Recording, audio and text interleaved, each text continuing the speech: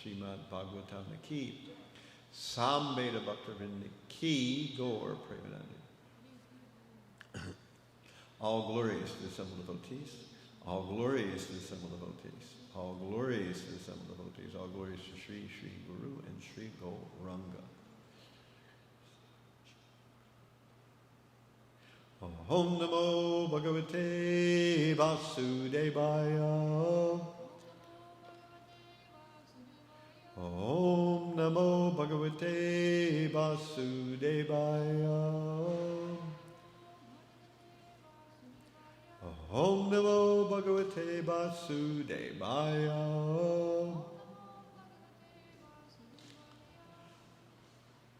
Om Ajnanatimirandasya Gananjana Shalakaya Chakshur Anmilitam Yena Tasmai Shri Gurave Namaha Shri Chaitanya Manobishtam Shtapitam Yena Bhutale Swayam Rupa Kadamahyam Dadati Swapadantikam Vandeham Shri Guru Shri Yuta Padakamalam Shri Gurun Vaishnavamscha Shri Rupam Sagrajatam Sahagana Raghunatan Vitam Tam Sajivam Sadvaitam Savadhunam Harijana Sahitam Krishna Chaitanya Devam Shri Radha Krishna Padan Sahagana Lalita Shri Vishakhan Vitamscha Hey Krishna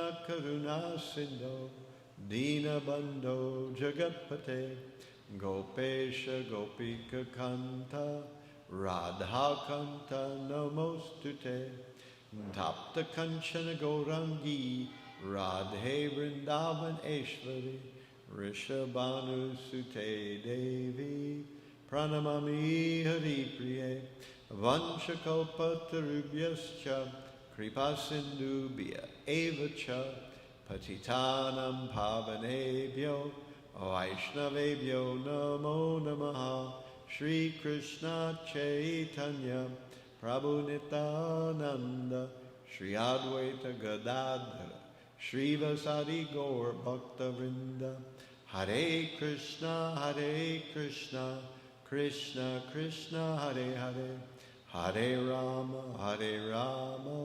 Rama Rama Hare Hare Hare Krishna Krishna Krishna Hare Hare Hare Rama Rama Rama Hare Hare. Okay, so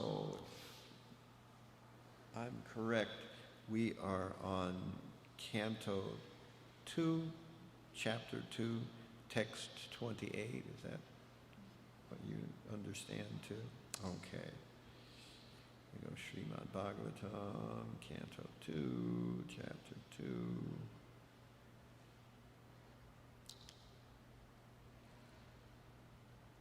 Almost there.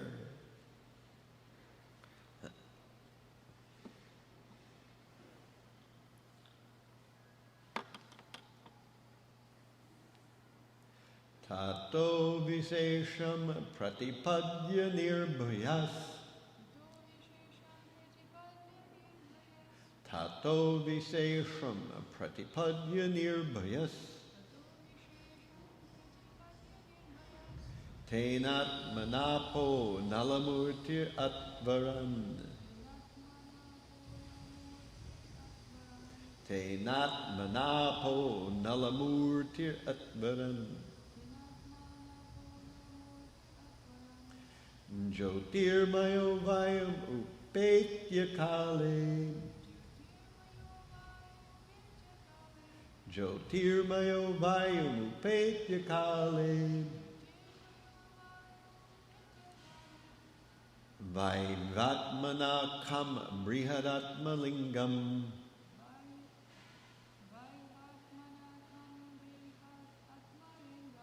Vaivatmana Kam Brihadatma Lingam. Tato Visesham Pratipadya Nirbhayas. Te nat manapo nalamurtir atvaran. Chotirmayo vayumupetya kale. Vaivatmanakam brihadatmalingam. Tato visesham pratipadya nirbhayas. Te natmanapo nalamurtir atvaran. Chotirmayo vayumupetya kale. Vaivatmanakam brihadatmalingam.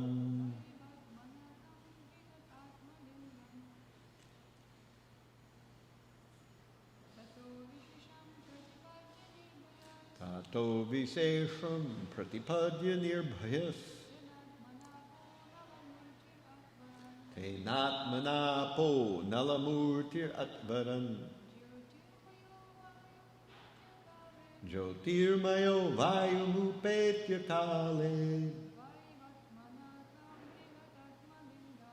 Vaivatmanakam brihadatmalingam. Tata. Thereafter. Visesham, particularly. Pratipadya, by obtaining. Nirbhayaha, without any doubt. Tena, by that. Atmana, pure self. Apaha, water. Anala, fire. Murtihi, forms. Atvaran, by surpassing. Jyoti mayaha, effulgent. Vayum, atmosphere. Upetya, having reached there.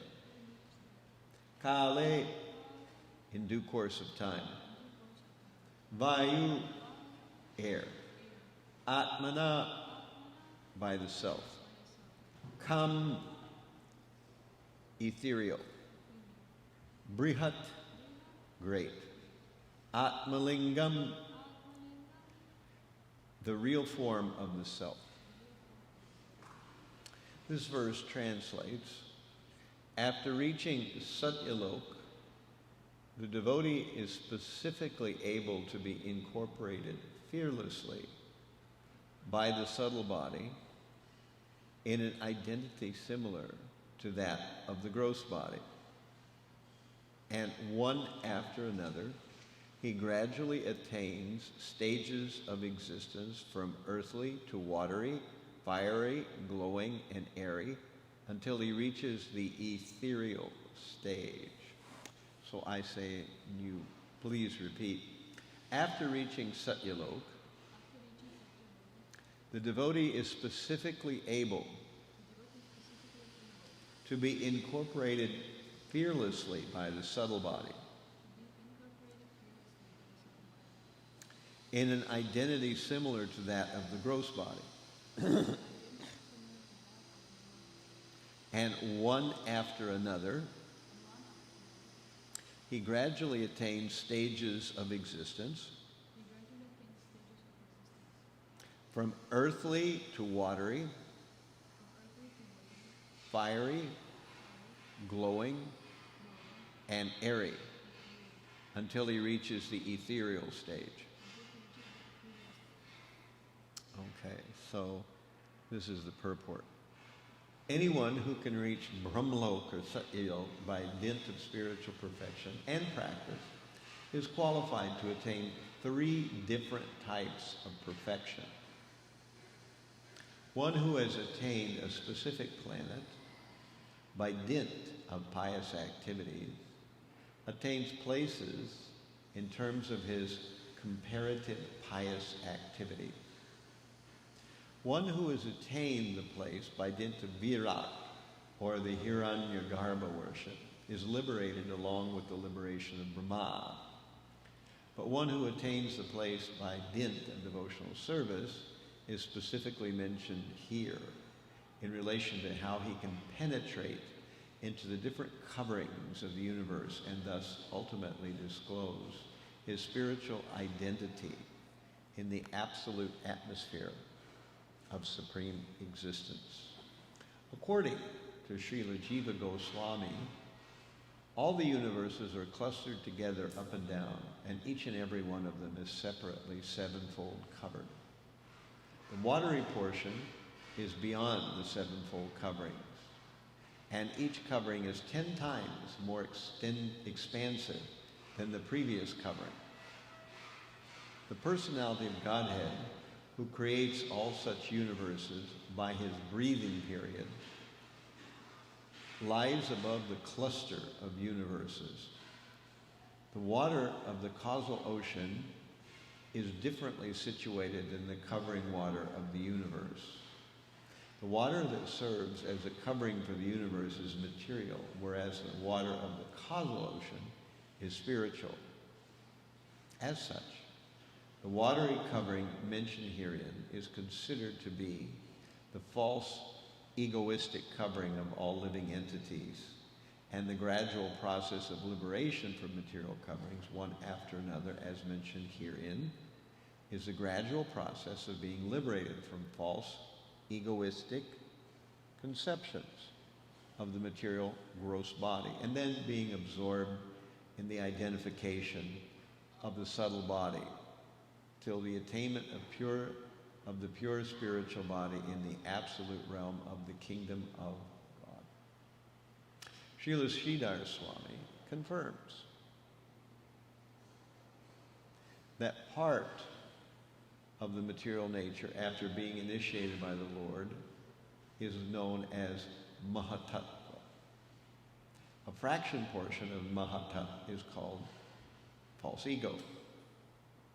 A portion of the ego is a vibration of sound, and a portion of the sound is atmospheric air, and a portion of the airy atmosphere is turned into forms, and forms constitute the power of electricity or heat. Heat produces the smell of the aroma of the earth, and the gross earth is produced by such aroma. And all combined together constitute the cosmic phenomenon. The extent of the cosmic phenomenon is calculated to be diametrically both ways 4 billion miles. Then the covering of the universe begins. The first stratum of the covering is calculated to extend 80 million miles, and the subsequent coverings of the universe are respectively fire, effulgence, air, ether, one after another, each extending 10 times further than the previous.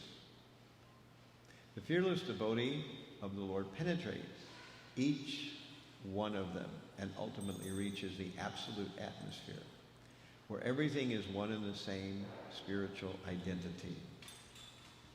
The devotee enters one of the Vaikuntha planets, where he assumes exactly the same form as the Lord and engages in loving transcendental service of the Lord. That is the highest perfection of devotional life. Beyond this, there is nothing to be desired or achieved by the perfect yogi. Tato visesham pratipadya nirbhaya tenat manapo nalamurtir atvaram Jyotirmayo vayu mupetya kale vaivatmanakam brihadatmalingam. After reaching Satyalok, the devotee is specifically able to be incorporated fearlessly by the subtle body in an identity similar to that of the gross body, and one after another he gradually attains stages of existence from earthly to watery to fiery, glowing, and airy, until he reaches the ethereal stage. Okay. So, this is one of those verses that sounds super, super, super mysterious. It's highly technical verse.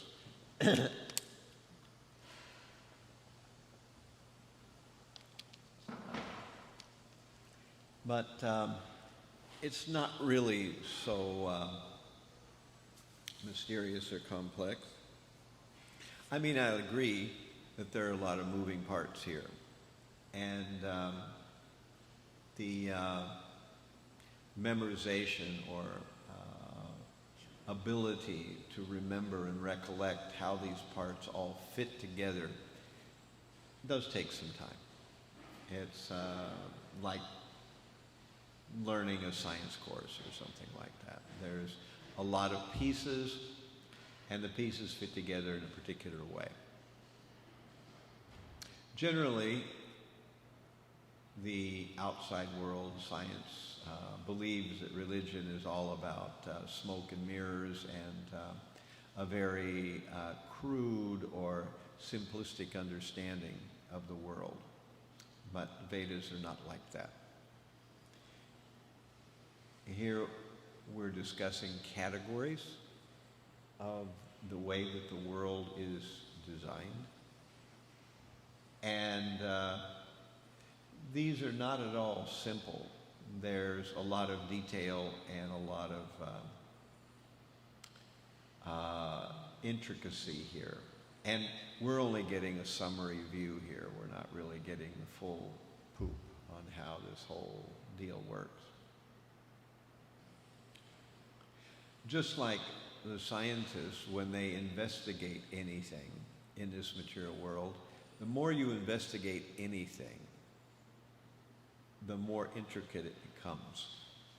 Because anything that you zoom into in this material world to try to look at it more closely and in a more detailed way just becomes more and more and more complex.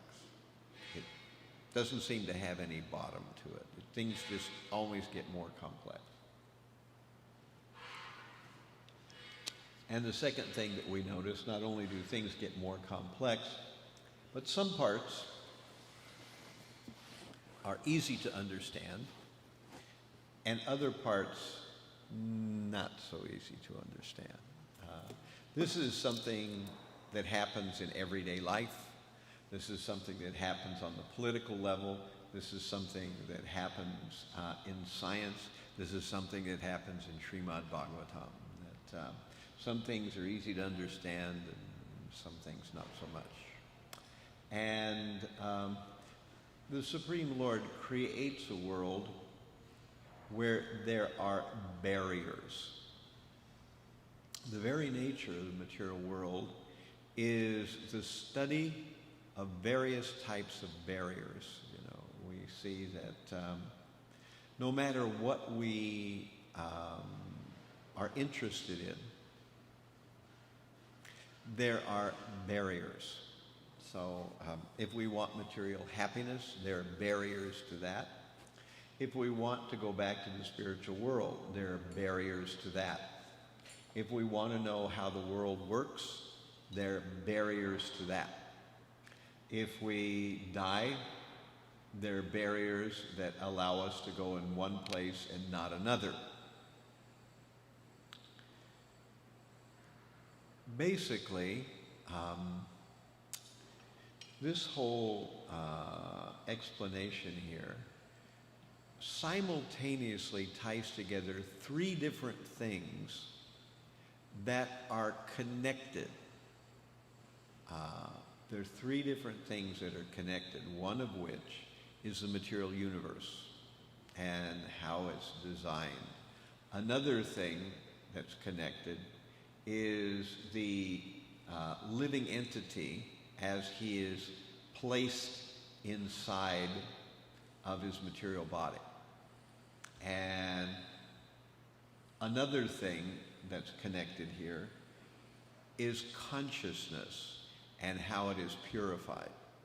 So we're simultaneously hearing about all these three things, and some of the same features play a role in all three of these different categories. So some of the same features play a role in all three of these categories. And that's because the material universe is really, I would say, easy to describe as a fractal.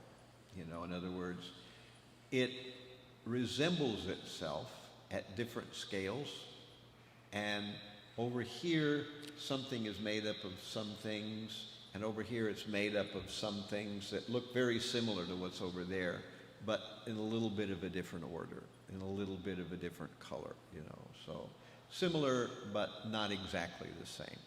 And if you look at a leaf with your bare eyes, you'll see that the edge of the leaf has little serrations in it, little sort of triangles. But if you zoom in on a microscope, you'll see that the leaf, on each triangle, there are other smaller triangles.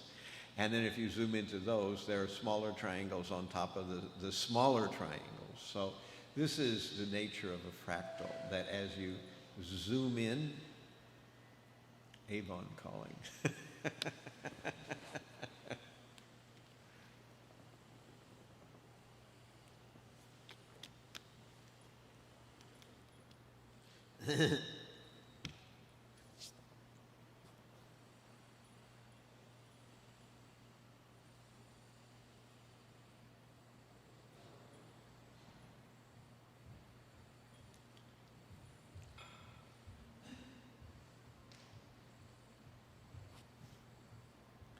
So as you zoom in, you begin to see similar features at different scale. And we keep talking about these various elements. And so in Sankhya philosophy, we have 24 elements. And they are 4 groups of 5. So 4 times 5 is 20.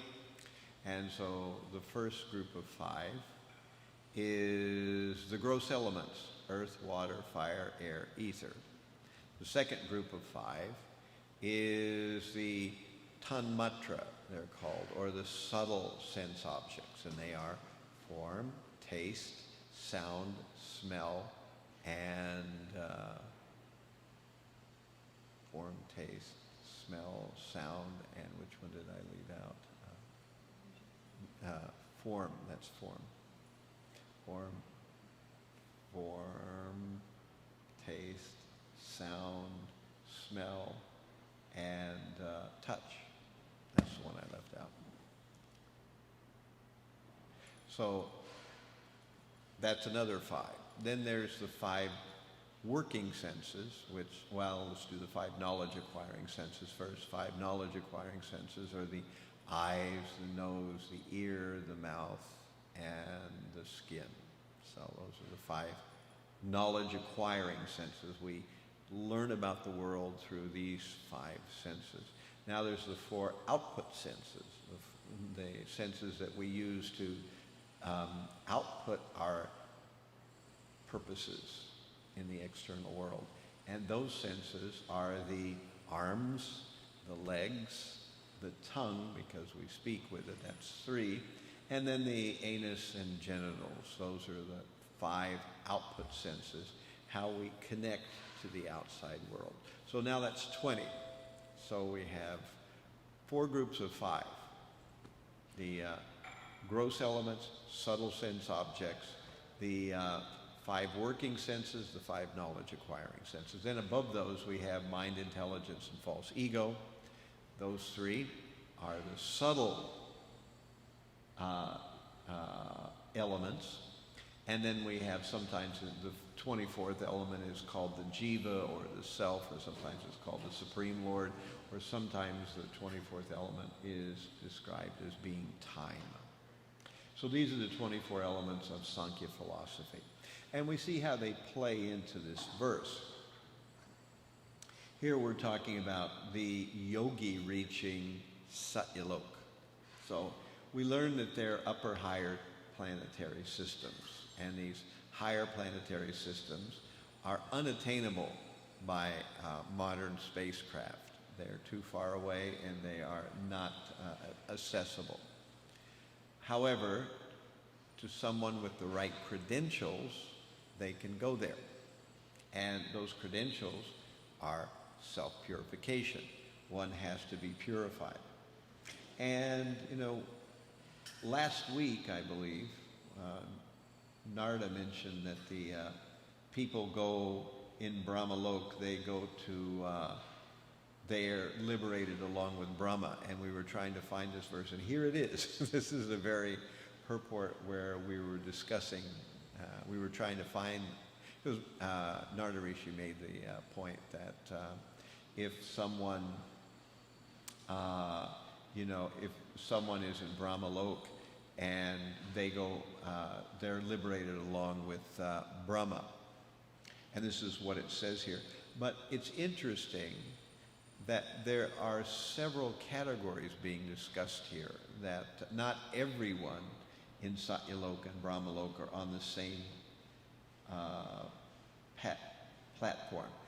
It says some there are there because of pious activities, which means due to austerities and due to various kinds of Vedic process, such persons have reached Brahmalok, not by devotional service or not by worshiping the Virat or the Hiranyagarbha, as it mentions here, not by doing those things, but by some Vedic process, either yoga or austerities or sacrifice or something like that. So that's how they got there. And such people do not necessarily go back and be liberated into the spiritual world. However, those who perform, it appears to be saying, those who perform worship of the Virat or the Hiranyagarbha, or those who are devotees, they do go back because they can penetrate the coverings of the material universes. So the material universes are described as bubbling out of the body of Mahavishnu. So Mahavishnu breathes out, universes come out of his breathing and they come out of his pores. Countless universes. And when they come out, they are clustered together, as it says here. However, they are isolated from one another. This is where we get this idea of barriers again, These universes are not visible or accessible to one another. Why not? Because each universe has an outside shell. And that shell starts with water, and then it goes to fire and air, and so on and so forth out there. Each shell encloses the shell before it, and is 10 times larger than the shell that is within. So the smallest of the shells is the very core, just before we get into the universe, and it's a shell of water. And here Prabhupada says it's a shell, it's a material water that it's a shell of. But all these universes, when we go out to the farthest outward shell, which is the ether, is the shell on the very outside, the most subtle sense, the most subtle element is ether. And that ether is floating in the causal waters, which are considered spiritual. So the causal waters are spiritual, and the universe is floating. And of course, when the universes are first created, they're empty. But the Supreme Lord enters into each one as Garbhodakshay Vishnu and fills the universe half full with his perspiration. Then from his navel grows the lotus flower, on which Brahma comes out. And then before Brahma can do anything, the Supreme Lord creates the elements of Sankhya, which we just talked about. So there are 24 elements of Sankhya. How are they created? Well, the unfolding process, which Prabhupada talks about here, is that there's something called pradhan. Pradhan is the same as the Brahma Jyoti. It is just unmanifested white energy. No form, no distinctions, always the same, nothing going on there. It's just the external Brahma Jyoti energy. So, as we heard in Brahma Samhita, the Brahma Jyoti is generating the pradhan, and the pradhan is inert, nothing really special going on there. But the Supreme Lord glances at the pradhan, and it becomes agitated, and becomes what we call technically the Mahatat.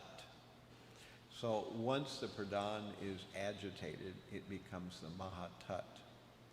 And as the Mahatat begins to unfold and be disequilibrium, it's no longer just plain white, homogeneous white light, but it begins to separate out into first the false ego. So the first thing we have is, out of these 24 elements of Sankhya, the first thing that's generated is false ego, or ahankara. The false ego divides itself into three, into the mode of goodness, the mode of passion, and the mode of ignorance. So we have false ego in the mode of goodness, false ego in the mode of passion, and false ego in the mode of ignorance. So now, from false ego in the mode of goodness, we get the mind, I believe it is. I'm not sure whether it's the mind or the intelligence. And we get the demigods. The false ego in the mode of goodness generates not the demigods that we know, but the positions or the kind of blueprint or boilerplate for the demigods are generated from this mode of goodness and coming from the ahankara or false ego. Then from the mode of passion or false ego in the mode of passion are generated the working senses and the knowledge acquiring senses. So we get, the arms, the legs, the eyes, the mouth, etc., all 10 of the combined working and knowledge acquiring senses. And from the mode of ignorance and the false ego, we get the gross material elements and the subtle sense objects, which is what we just talked about, the earth, water, fire, air, and ether. And then we have sound, form, touch, taste, and smell. So these 10 things are generated from false ego in the mode of ignorance. This is how the material universe is at the very beginning generated. There's no real specifics here yet, but this is the basic stuff from which everything eventually comes. And this particular unfolding is called sarga, or basic creation.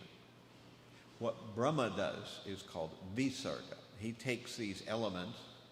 It's kind of like when you build a house, or like we're doing here, doing all this renovation. First thing you see is stuff arriving, stacks of wood, particle board, maybe some drywall, some wainscoting, some buckets of paint, and all this kind of thing.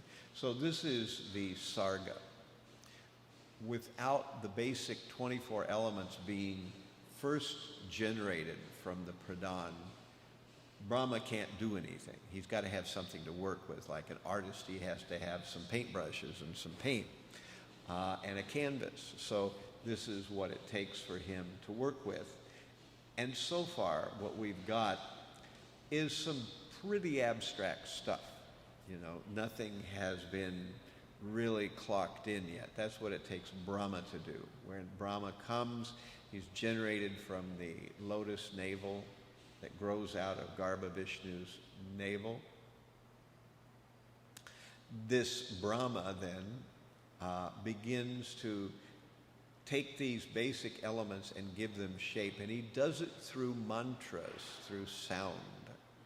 So, now we've kind of done a nickel tour of how the universe is generated, but now we're going to look at the yogi, how this same kind of scenario is fractaled into the life of the yogi. So the yogi is regulating his life airs. We've been talking about this the last few verses, that he rises through the 6 or 7 chakras. You know, he rises his life airs first from the Muladhara, the bottom chakra, you know, to the Svadhisthana chakra, and then to the Anarta chakra, you know, so he comes up and up and up.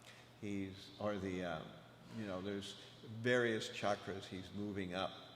And through this, by regulating his life airs, he is coming in contact with these elements that we're talking about, you know, the air element, the fire element, the water element. He's coming in contact with them through the yogic process.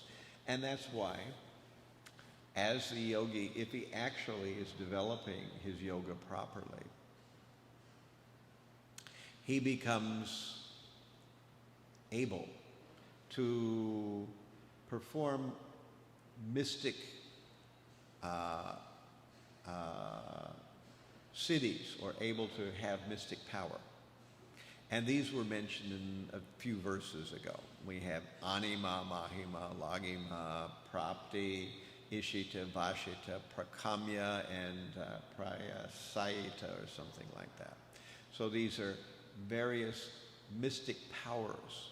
When a person controls the life airs, when a person can sit still for long periods of time without being hungry, without fidgeting, without feeling uncomfortable, when a person can do that, then he begins to, as I call it, pop the hood on material nature. You know, most of us, when we get in a car, we know how to turn the key and drive and step on the pedals. But if the car stops working, we're lost. Now, an actual auto mechanic is not lost when the car stops working. He can pop the hood, and he knows what those wires do. He knows what those tubes do, and he knows by the symptoms of what's going wrong with the car where the problem is. Even, you know, without popping the hood, an auto mechanic, if he's worth his salt, he knows immediately what's going wrong, and he can tinker with it and fix it. You and I can't, but he can.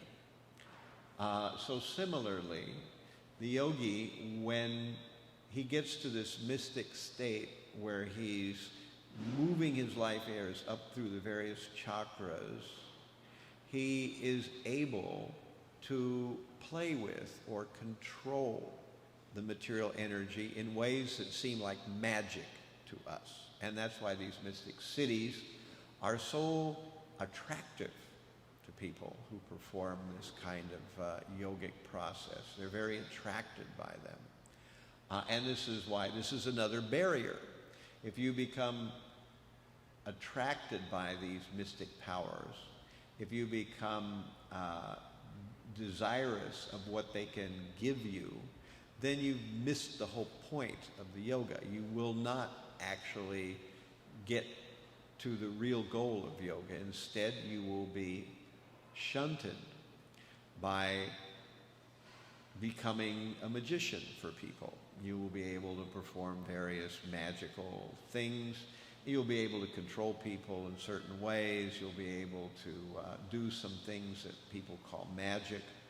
And for many people, this is more interesting than to really follow the real course of yoga, which means moving the life airs higher and higher and finally popping from the top of the head and going to Satyalok, as we're talking about here. So as we've been talking about, the universe is created with earth, water, fire, air, ether, mind, intelligence, and false ego, 5 working senses, 5 knowledge-acquiring senses, and the 5 subtle sense objects. So these things are the ingredients of the world that we live in, the physical world. It's important to note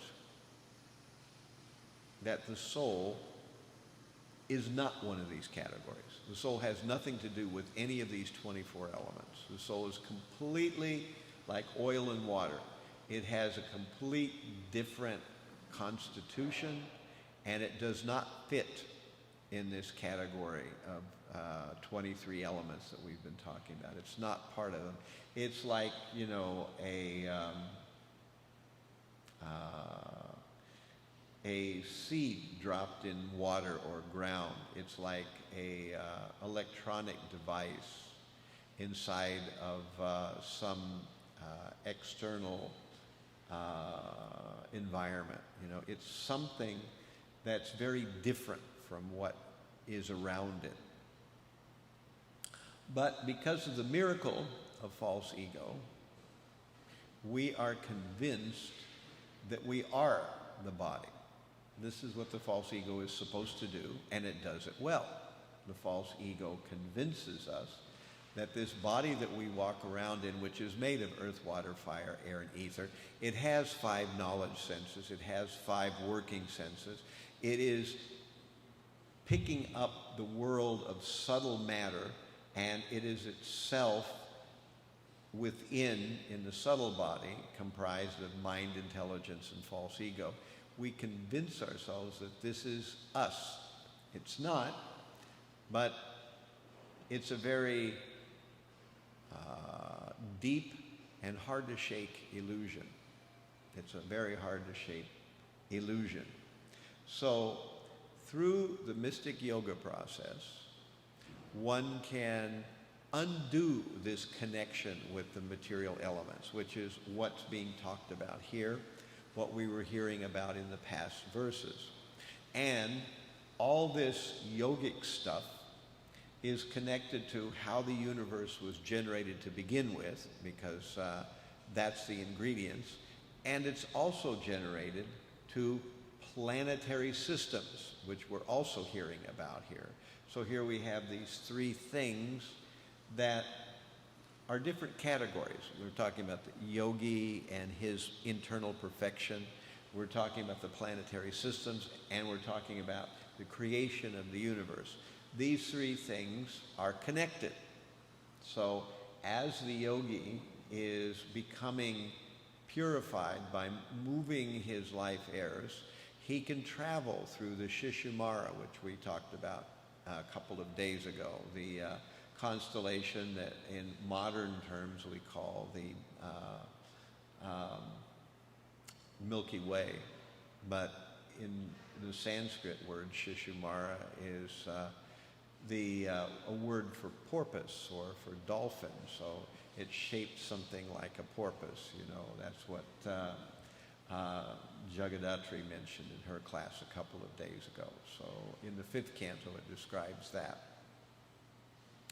And one can travel through the planets, through mystic power, through yoga, and wind up in Satyaloka. And one can wind up in Satyaloka, as we're hearing today, either through mystic power, like the yogi did, or by sacrifice, or by some kind of austerity, one can wind up there.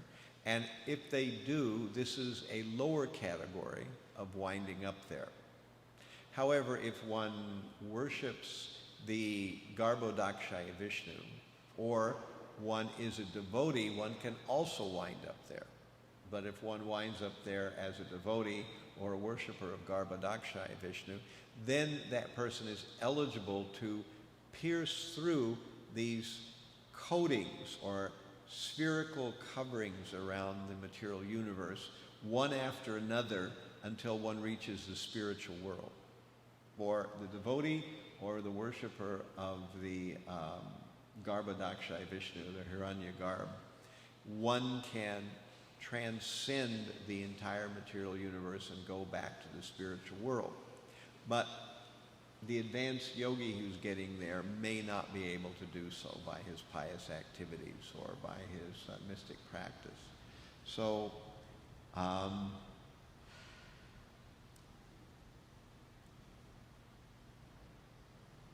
these things are part of an unseen world. So the interesting thing is that whether you believe science and materialism,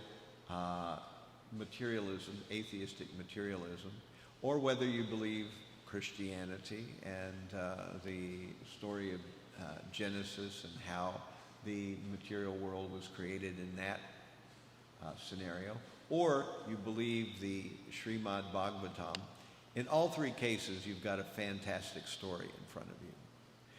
It's just you have to take your choice of which fantastic story you seem to have an allegiance for. The scientists tell us a fantastic story about a Big Bang and things happening in fractions of a second, and eventually everything congeals out. And then we have a universe, 96% of which we don't see. And that's the scientific version of it, that there's this so-called dark matter and dark energy, which nobody knows exactly what it is. But if their math is right, then what we do see and what we can contact, either through our telescopes or whatever, that only constitutes 4% of the actual entire universe. So there's one fantastic story with a lot of stuff that we don't see. So with the Bhagavatam, we have another fantastic story with a lot of stuff that you don't see.